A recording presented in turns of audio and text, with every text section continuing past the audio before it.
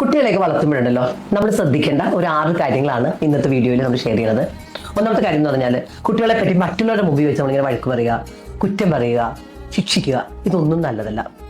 രണ്ടാമത്തെ കാര്യം എന്ന് പറഞ്ഞാൽ കുട്ടികളോട് നമ്മൾ എന്തെങ്കിലുമൊക്കെ പറയുമ്പോഴുണ്ടല്ലോ ഒച്ചത്തിലങ്ങ് സംസാരിക്കും, അതൊരു നല്ല കാര്യമല്ല.